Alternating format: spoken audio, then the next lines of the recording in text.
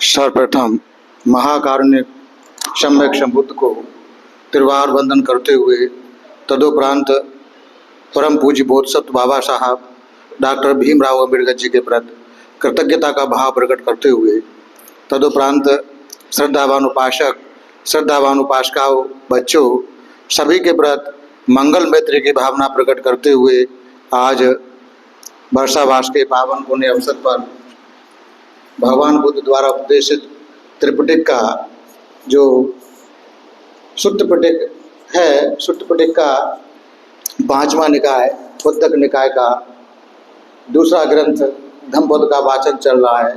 धम्मपद में अप्रमाद वग्ग दूसरा वग्ग है, उसकी जो तीसवीं गाथा है उसका आज देशना है। वो 30वीं गाथा इस प्रकार है। अपमादेन मगवा देवानंद से ततंगतु अपमादं प्रशंसन्ति पमादो गरहितु सदा।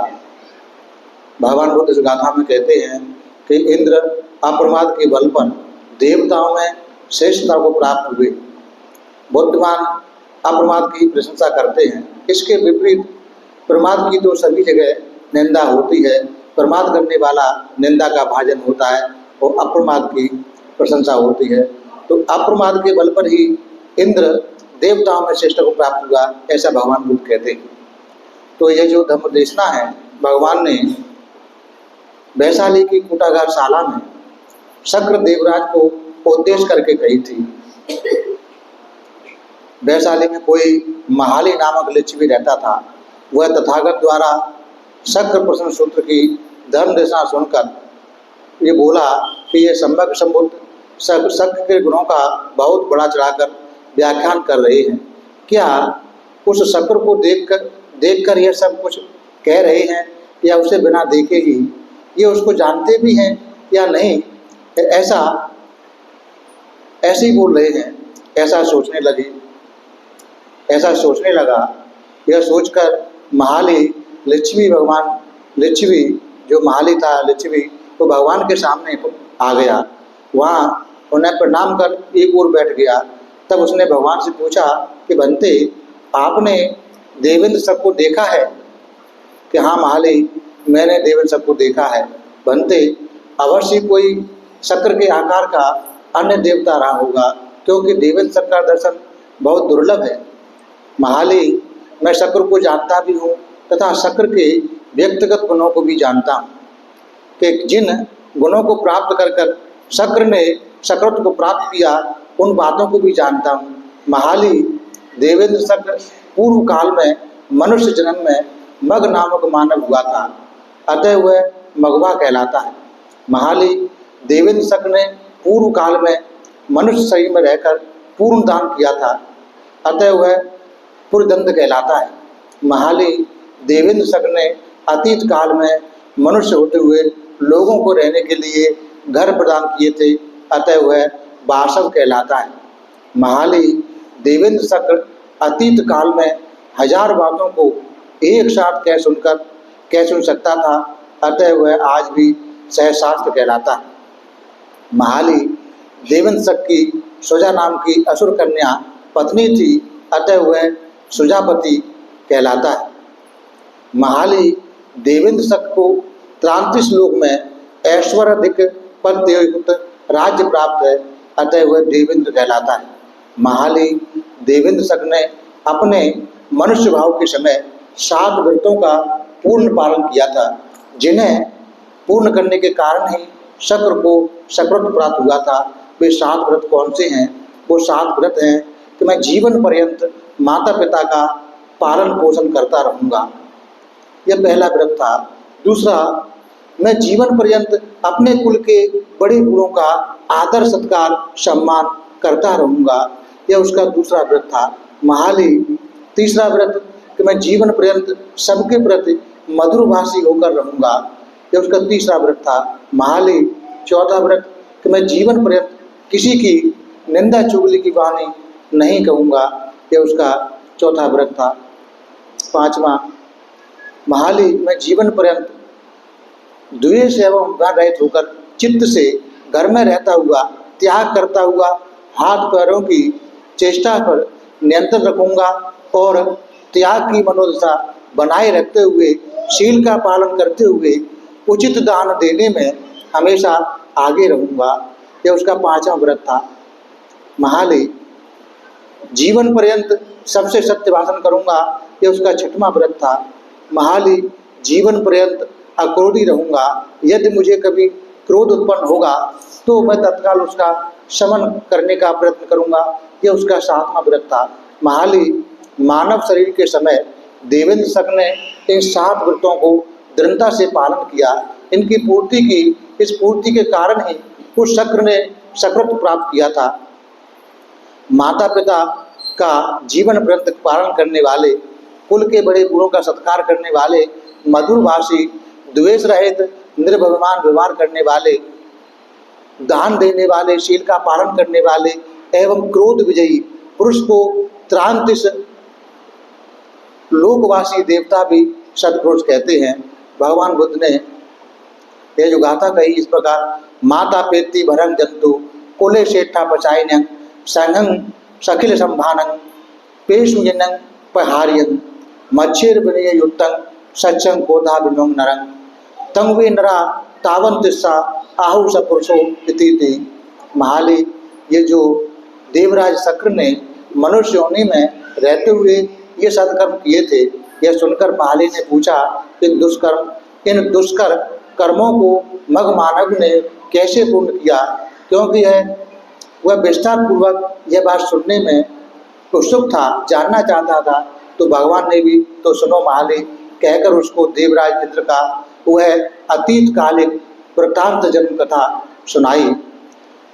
भगवान बुद्ध और देवराज इंद्र के बारे में अतीत की कथा सुनाते हैं कि प्राचीन समय में मगध राष्ट्र के मचल ग्राम में मग नामक कोई मानव अपने लिए एक घर बनाने का स्थान खोजता हुआ एक स्थान पर पहुंचकर उस स्थान को उचित समझकर पैर की ठोकरों से वहाँ की मिट्टी को समतल कर देखने में सुंदर बनाकर वहाँ रहने लगा। दूसरे किसी सामर्थ्यवान पुरुष ने आकर उसको धक्के देकर वहाँ से निकालकर वहाँ अपना निवास स्थान बना लिया। परंतु मग मानवक उस पर बिना कुछ क्रोध किए दिखाए कोई क्रोध नहीं किया और दूसरे स्थान पर पहले की तरह स्वच्छ कर वहाँ रहने लगा।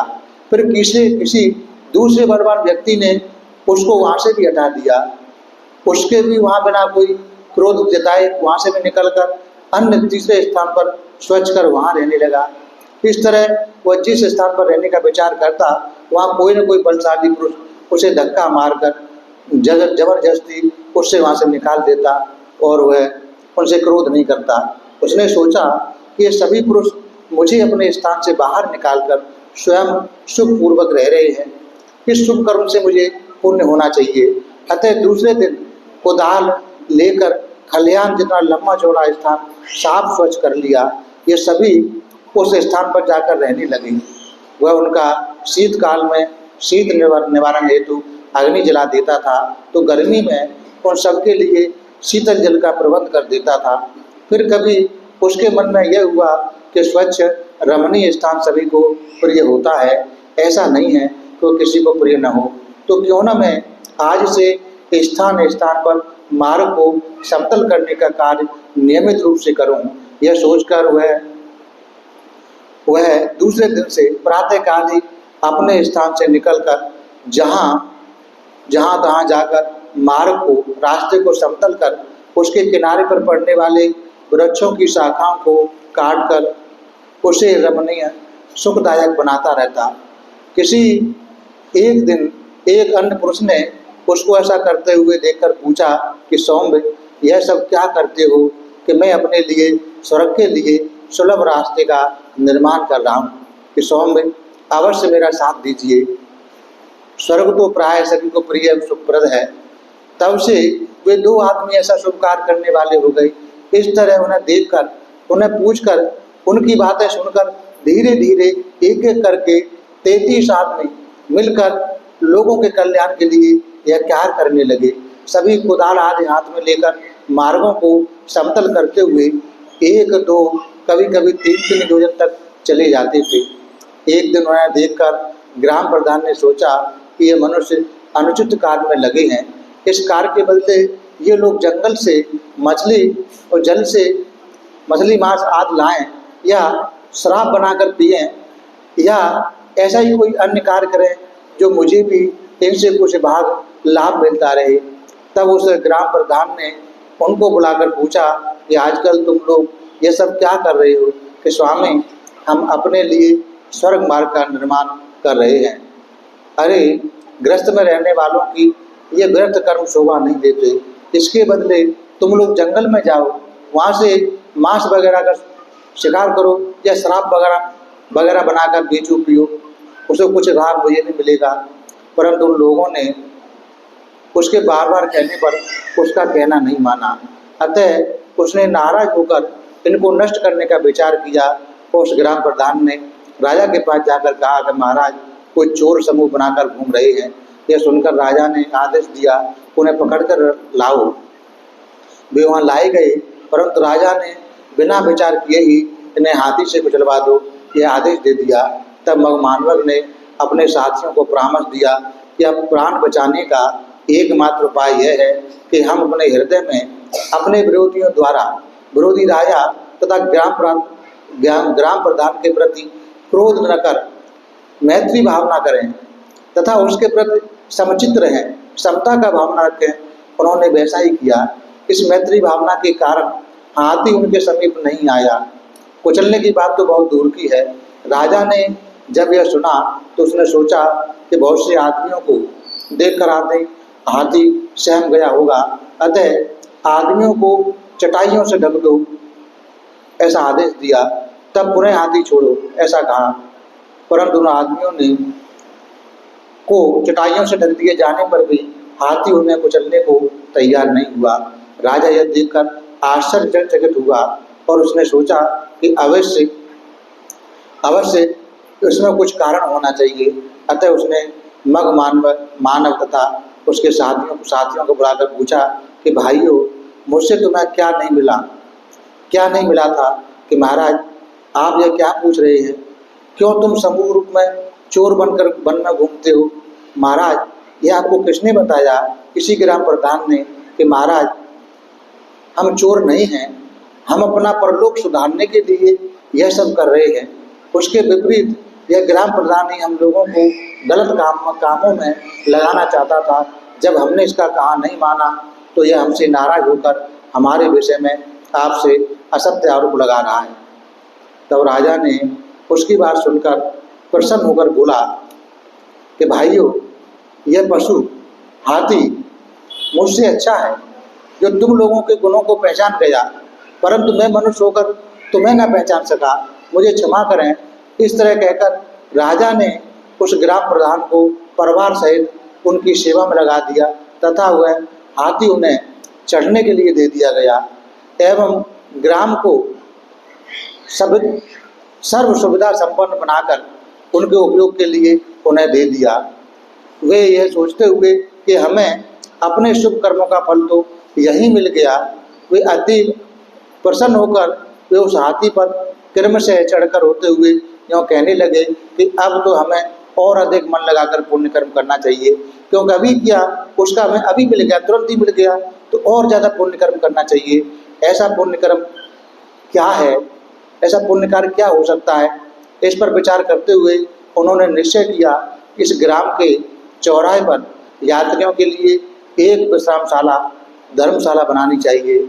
इस निर्णय के बाद उन्होंने मिस्त्री बुलाकर विश्रामशाला में भवनों का निर्माण प्रारंभ किया, परंतु स्त्रियों के स्वच्छंद स्वभाव के कारण उन्हें इस विश्रामशाला में कोई सहभाग नहीं दिया। मगमानव के घर में नंदा, चित्ता, सुधम्मा एवं सुजा 4 स्त्रियां थीं। उनमें सुधम्मा ने चतुरता दिखाते हुए बढ़ई से मिलकर कहा कि भाई, तुम मुझे भी इस धर्मशाला के निर्माण में कुछ भाग प्रदान करो। यह कहकर उसको पुष्कल पुरस्कार दिया। इससे प्रभावित होकर बढ़ई ने उसको ऐसा करने की स्वीकृति दी तथा गृहकूट निर्माण हेतु एक अच्छे वृक्ष की लकड़ी काट कर सुखाकर उसको भली बात तराश कर उसका गृहकूट बनाकर और उस पर इस शाला का नाम सुधम्मा है यह लिखवा अक्षर लिखवा कर तथा वस्त्र से ढककर उसके घर में एक तरफ रख दिया। समय आने पर बढ़ई ने उस शाला का निर्माण कार्य कर गृहकूट लगाने का अवसर आने पर बोला, अरे भाई, एक बात तो हम भूल ही गए। निर्मापकों ने पूछा, क्या? वह क्या है कि गृहकूट तो अभी तक बनाया ही नहीं गया। उन्होंने कहा, कोई बात नहीं, अभी कहीं से खोज लाते हैं। तत्काल काट हुई गीली लकड़ी से बनाया गया गृहकूट सुदृढ़ मजबूत नहीं हुआ करता। उसे तो भवन निर्माण प्रारंभ करने से पहले ही लकड़ी को सुखाकर, काट कर, छील कर, तराश कर बनाया जाता है। तब उन्होंने कहा, तो फिर ऐसा कोई गृहकूट किसी के घर में बनाया रखा हो तो उसे खरीद कर यहाँ लाकर लगा दिया जाए। ऐसे गृहकूट की खोज करना चाहिए। खोजते खोजते सुदम्मा के घर में ऐसा गृहकूट मिला। उन्होंने उस गृहकूट को मूल्य देकर खरीदना चाहा, परंतु सुदम्मा ने हजारों गुना अधिक मूल्य पर भी उसे देना स्वीकार नहीं किया, बल्कि उसने यह शर्त रखी कि यदि इस पर मेरा नाम लिख दो तो मैं इसे तुम्हें बिना मूल्य के ही दे सकती हूँ। निर्मापकों ने उसकी यह शर्त स्वीकार नहीं की और कहा कि हम शुभ कार्य में स्त्रियों का सहभागी स्वीकार नहीं करते। यह सुनकर बड़े बोले, आर्जन, आप लोग यह क्या कह रहे हैं? अरे, ब्रह्मलोक को छोड़कर ऐसा कोई स्थान नहीं है जहाँ स्त्रियाँ समान स्तर पर न हो। अतः यह गृहकूट इस शर्त पर ही ले लो, समय से यह भवन निर्माण कार्य पूर्ण हो जाएगा।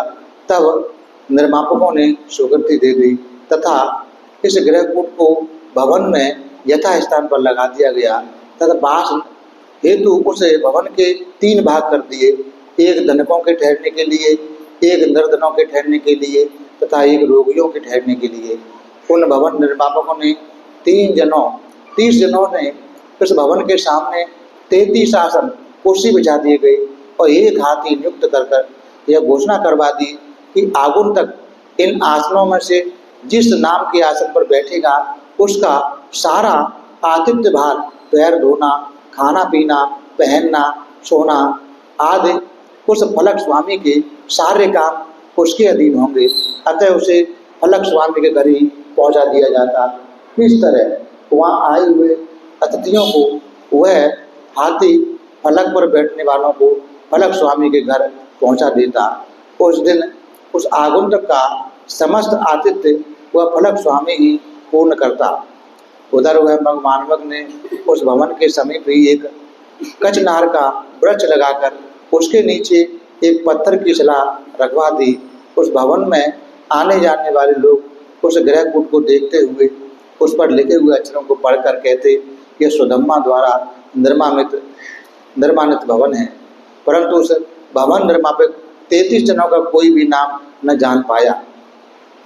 तब नंदा ने विचार किया कि 33 भवन निर्मापकों ने भवन निर्माण में हम स्त्रियों को कोई भाग नहीं दिया, परंतु सुदम्मा ने अपनी बुद्धिमत्ता से अपना भाग ले लिया और अपना स्थान महत्वपूर्ण बना लिया।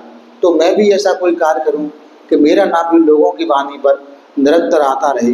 तब उसने निश्चय किया कि शाला में आने जाने वाले लोगों को जल की आवश्यकता तो होती है, क्यों न मैं यहाँ पर एक पुष्प करने खुलवा दूँ जिससे आने जाने वाले लोगों को जल की सुविधा हो जाए। यह निश्चय कर उसने उस भवन के समीप ही एक पुष्प करने खुलवा दी। तब चित्ता ने विचार किया कि सुदम्मा ने यहाँ कर्णिका देकर अपना नाम कमा लिया, नंदा ने पुष्प करने खुलवाकर जनता की दृष्टि में अपना महत्व पाने में सफल रही। अब मुझे भी ऐसा कोई कार्य करना चाहिए कि मुझे भी जनता का कुछ समय तक याद करे।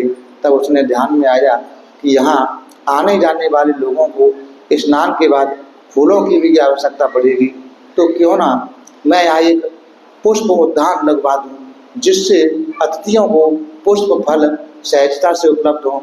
तब उसने वहाँ पर एक विशाल पुष्प उद्यान बनवाया और कुछ समय में ही उस पुष्प उद्यान की अत्यधिक प्रशंसा जनता में होने लगी। एक दिन ऐसा भी आया कि जब उस पुष्प उद्यान के विषय में कोई यह नहीं कह पाया कि इस पुष्प उद्यान में इस नाम का फूल का पौधा या फल का वृक्ष नहीं है। परंतु सुजा ने अपने मन को यूँ समझा लिया कि यह तो मामा की पुत्री है, इनकी सेवा करना मात्र उसका धर्म है। ऐसी स्थिति में इनका क्या कार्य उसका क्या कहलाएगा तथा उसके द्वारा कार्य इसका ही कहलाएगा। यूँ वह अपने ही कृत्यों में आनंदित होती रही। मग मानवक ने अपने दैनिक कृत्यों में इन 7 बातों को अत्यधिक महत्व दिया। वो 7 बातें माता पिता की सेवा, कुल पुत्रों का सम्मान, सत्य भाषण, कोमल विनम्र बातचीत, नरम व्यवहार, शील का पालन, मात्सर से दूर रहना, कंजूसपन से दूर रहना, दान देना, क्रोध ना करना।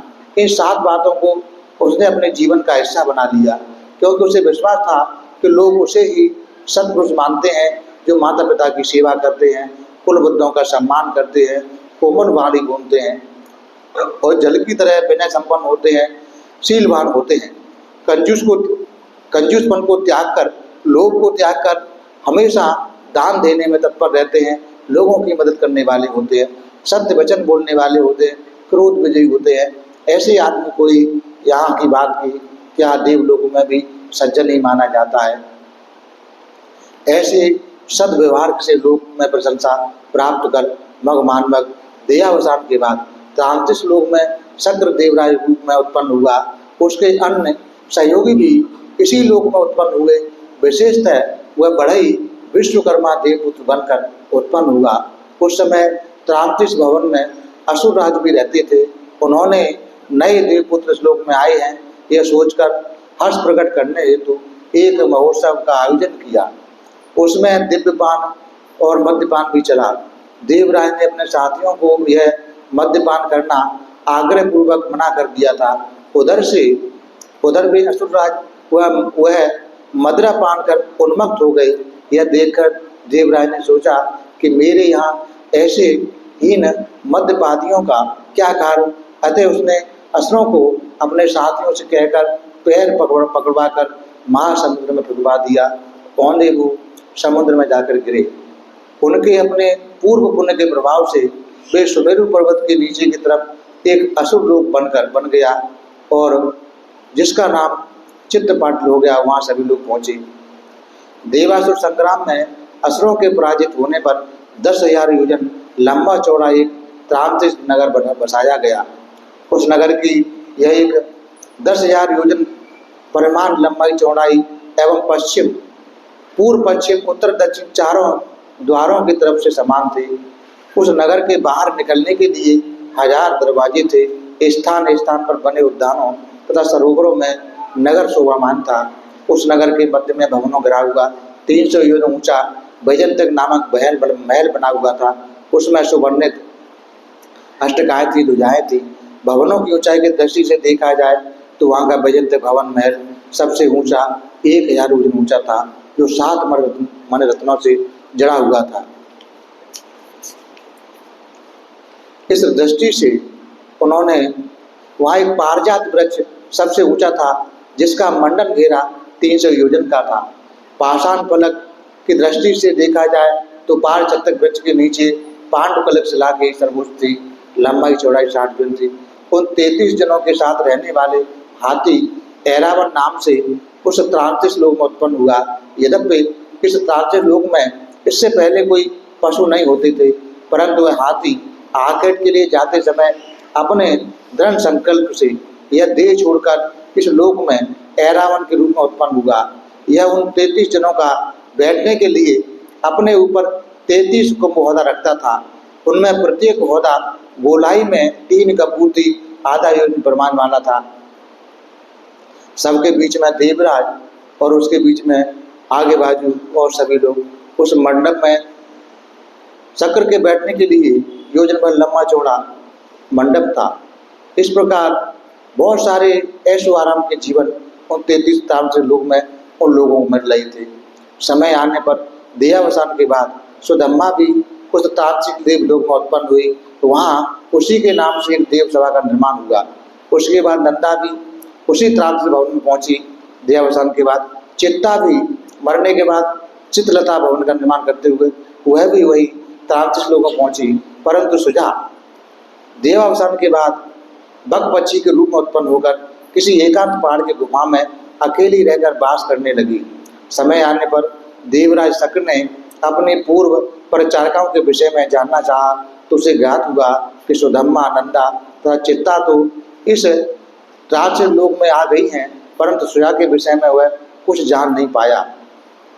अंत में बहुत खोजने पर उसे पता लगा कि सुजा तो अपनी मूर्खता के कारण, उस जन्म में कोई पुण्य कर्म न करने के कारण आज पक्षी योनि में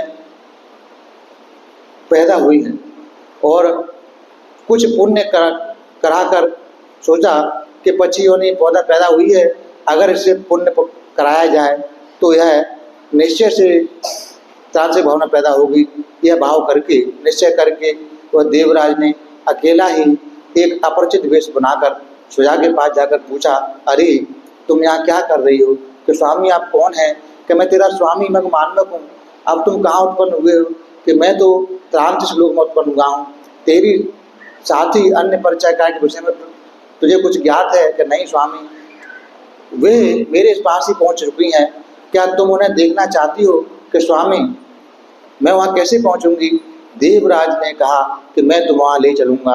ऐसा कहते हुए उसे हथेली पर बैठाकर देवलोक में नंदा पुष्प करने के तीर पर छोड़कर दिया तथा उसके तीनों साथी परिचयकारों को सूचित करा दिया कि सुजा भी यहाँ आ गई है, जाकर उससे मिल लो। उन्होंने पूछा कि सुजा इस समय कहाँ है? कि नंदा पुष्प करने के किनारे बैठी है। यह सुनकर वे तीनों वहाँ जाकर उस बक पक्षी के रूप में देखकर उसका मजाक करने लगी। उस जन्म में केवल अपने को सजाने संवारने में लगी रही और सजने संवारने के कारण देखो उसका फल क्या है, पक्षी बनी। वहाँ आपकी कैसी चोंच है, कितनी सुंदर चोंच है, कैसी पैर है, कितने सुंदर पैर हैं। इस प्रकार केवल अपने को, अपने अंगों को संवारने लगी रही, उस कारण से पक्षी बनी। उस प्रकार उसका मजाक उड़ाने लगे। उसकी इस काया को देखकर और वे तीनों मजाक उड़ाते हुए अपने स्थान पर लौट आईं।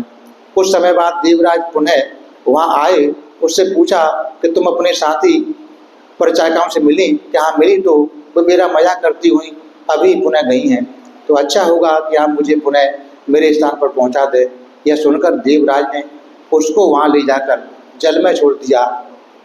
कुछ समय बाद देवराज ने पूछा कि अपने साथी परिचारिकाओं का ऐश्वर्य देख लिया? कि हाँ स्वामी देख लिया। कि तुम भी वहाँ आने का मन बना रही हो? कि मैं क्या करके वहाँ आ सकती हूँ? क्या तुम बताए उपाय को पूर्ण कर पाओगी? कि अवश्य प्रयास करूँगी। तो उस देवराज ने उसको 5 शीलों का पालन करने का उपदेश दिया कि 5 शीलों को सावधानी पूर्वक अखंडित रूप से पालन करो। अखंड रूप से पालन करने पर तुम देवराज इंद्र के पास चली आओगी। तब सुजा ने पंचशील का पालन करने का व्रत लिया। अपने जीवन काल हेतु स्वयं मृत मछलियों को खोजकर खाने लगी। कुछ दिन बीतने पर शक्र उसके पंचशील पालन का परीक्षा करने हेतु उसके सामने आया और रेतीली जमीन पर मरी मछली का रूप बनाकर लेट गया। सुजा ने मरी मछली समझकर उठा लिया। अब उसे खाने को तैयार हुई तो उसकी पूंछ हिली दिखाई दी। तब उसने उसको मछली को जीवित समझकर पुनः जल में छोड़ दिया। यह कुछ दिन बाद इस प्रकार देवराज ने उसे बार बार परीक्षा ली पंचशील पालन करने का, और 3 बार परीक्षा लेने के बाद में सुजा पंचशील का अखंडित रूप से पालन करती रही। तब उसने अपने वास्तविक रूप में प्रकट होकर बताया कि मैं तो तुम्हारी परीक्षा के लिए आया था, तुम शील की दृढ़ता से रक्षा कर रही हो कि नहीं? यदि तुम इसी तरह शील का पालन करती रहोगी तो मरने के बाद शील भी मेरे पास उत्पन्न होगी। यह कहकर देवराज अपने स्थान पर लौट गए। इस घटना के बाद उसे किसी दिन मरी मछली अनाज मिल जाती, किसी दिन नहीं मिलती। इस प्रकार वह आहार न मिलने के कारण शरीर सूखने लगा। समय आने पर उसका देहावसान हो गया। तब उसने दूसरे जन्म में वाराणसी के किसी कुंभकार के घर में पुत्री के रूप में जन्म लिया। तब वहाँ 15-16 वर्ष की कन्या हो गई। देवराज ने सोचा ज्ञात करना चाहिए सुजा कहाँ उत्पन्न हुई है। ध्यान लगाकर देखा तो वाराणसी उत्पन्न हुई। अब मुझे वहाँ जाना चाहिए, यह सोचकर वह देवराज वहाँ गया। ककड़ी के रंग वाले 7 प्रकार के मणि रत्नों से भरी गाड़ी ले जाकर उसने वाराणसी जाकर फेरी लगाता हुआ सुजा के मोहल्ले की गली में पहुंचकर आवाज करने लगा, ककड़ी ले लो, ककड़ी ले लो। तब ककड़ी की आवश्यकता वाले लोग अपने घरों से मूंग उड़द आदि लेकर उसके पास आए, उसके बदले में ककड़ी मांगने लगे। परंतु देवराज ने कहा कि किसी वस्तु के बदले में मैं नहीं दूंगा। तो कैसे दोगे कि शील का पालन करने वाली कोई भी स्त्री होगी मैं उसको दूंगा। तब लोगों ने पूछा कि स्वामी यह शील क्या होता है, कैसा होता है, काला कि नीला? अरे तुम शील क्या होता है यह भी नहीं जानती तो उसका पालन क्या करोगी? अस्तु मैं तो शील पालन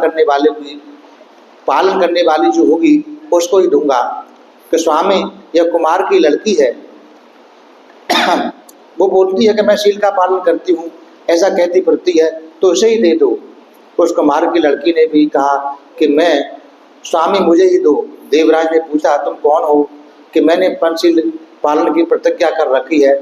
तब तो मैं यह सब तुम्हारे लिए लाया हूँ। और उससे पूछकर वह देवराज गाड़ी आगे बढ़ाता है। उसके घर में जाकर लोगों को आने का मना कर सुजा को है ककड़ी के रंग का देवलंब धन देकर अपनी वास्तविकता बताते हुए कहा कि यह धन तुम्हें जीवन यापन के लिए दे रहा हूँ, अतः यह निश्चित होकर अखंडित रूप से पंचशील का पालन करो। और इस प्रकार अखंडित रूप से पालन करते हुए तुम उत्तरार्थ से लोक में चली आओगी, पैदा होगी। उस सुजा भी उस धन के सहारे पांचशील की अखंड रूप पालन करती हुई मरने के बाद असुर लोक में पैदा हुई। और बैरी असुर लोक में असुर राज की बैरी की लड़की रूप पैदा हुई। विगत 2 जन्मों में पंचशीलों का कड़ाई से पालन करने के कारण वह बहुत सुंदर रूप की असाधारण रूप शोभा संपन्न थी। उसका पिता असुरराज उसको देखने वाले सभी लोगों में यही कहता कि तुम इसके योग्य नहीं हो। अंत में उसका किसी से विवाह न हो सका। इतनी सुंदर थी कि उसके योग्य कोई वर नहीं मिला। शील के पालन के बल से वह अति की सुंदर रूप से पैदा हुई। अपनी तरफ से उसने पूरा प्रयास किया उसके पिता ने, लेकिन उनके समान कोई वर नहीं मिला। तब कभी सभी असुर समूह को जमा कर लड़की के हाथ में पुष्पमाला देकर कहा कि तू अपने लिए अपना पति चुन ले, मैं तेरे लिए कोई पति नहीं ढूंढ पाया तेरे लायक। तभी उस समय देवराज को सुजा को याद आई और उसने ध्यान लगाकर देखा तो सारी स्थिति समझकर उस समय असुरराज के घर में पहुंचना चाहिए यह सोचकर वह देवराज एक वृद्ध असुर का रूप धारण कर विवाह मंडप में पहुंचा। सुजा भी पूर्व जन्म की याद में वहां बैठे देवराज को पहचान गई और उसके पास जाकर यह कहते हुए उसके गले में माला डाल दी कि यह मेरा स्वामी है। वहां बैठे असुरों ने सोचा कि हमारे राजा ने आज तक अपनी पुत्री का विवाह अनुकूल वर न मिलने के कारण नहीं कर पाया, चलो अच्छा हुआ आज इसे अनुकूल वर मिला। अरे यह तो बुढ़ा होने के कारण लड़की का दादा लग रहा है, क्या यही अनुकूल वर है? यों वे लज्जित होकर वहां से चलने लगे।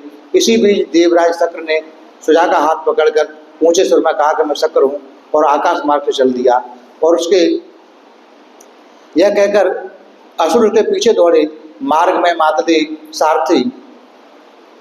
इस प्रकार शक्र के रथ की गनगनाहट से बहुत सारे छोटे मोटे पक्षी भय के कारण चिल्ला उठे। चिल्लाने पर शक्र ने सारथी से कहा किस रास्ते से जाना ठीक नहीं है, पक्षी भय के कारण मरेंगे।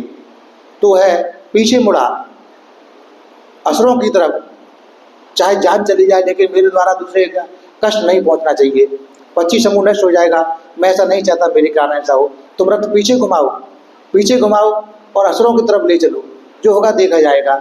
सारथी ने चाबुक का संकेत कर घोड़ों को रथ के पीछे घुमा दिया।